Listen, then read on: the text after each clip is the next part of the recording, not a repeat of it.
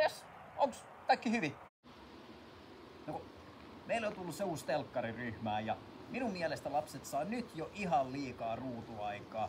Kun ollaan varhaiskasvatuksessa, ei tarvitse katsoa sarjoja, leffoja tai jotain YouTubea. Sitä ne tekee kyllä ihan tarpeeksi muutenkin. Hei, loista homma. Sä oot jo oppinut, mitä ehdottomasti ei pidä tehdä telkkarin kanssa. Että tottahan se on, lapset kattoo nyt jo ihan tarpeeksi telkkaria, YouTubea sun muuta, että se on niin paljon muutakin, mitä voi tehdä varhaiskasvatuksessa. Tarvitsee vaan iPadin ja telkkarin ja voi oppia ihan hirveästi.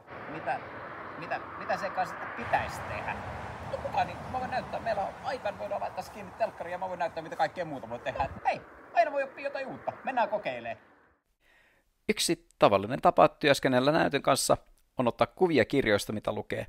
Tällöin kaikki näkevät, mitä kirjassa tapahtuu, eikä tule ylimääräisiä taukoja lukemisessa. Jos kirja on iso ja kömpelö, on paljon parempi ottaa kuva siitä. Tämä on aikuiselle paljon ergonomisempaa ja mukavampaa lapsille, kun kaikki näkevät, mitä kirjassa tapahtuu. Jos ollaan oltu metsäretkellä ja otettu paljon kuvia, näitä on mukava katsoa piirissä näytön avulla.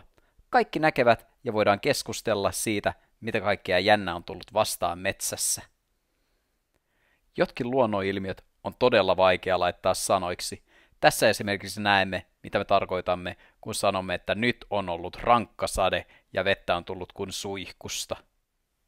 Jos on tehnyt työtä green screenillä, näitähän on todella hauska näyttää kaikille. Katsokaa, olemme tehneet tämmöistä.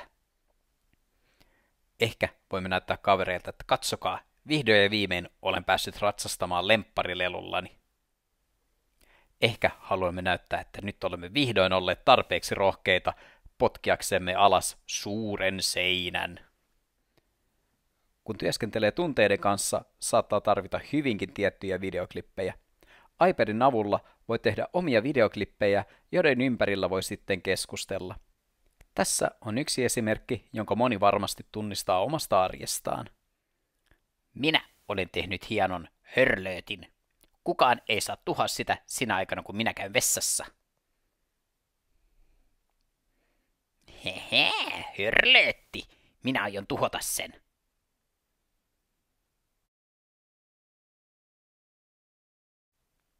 Ei, et sinä saa tuhota sitä.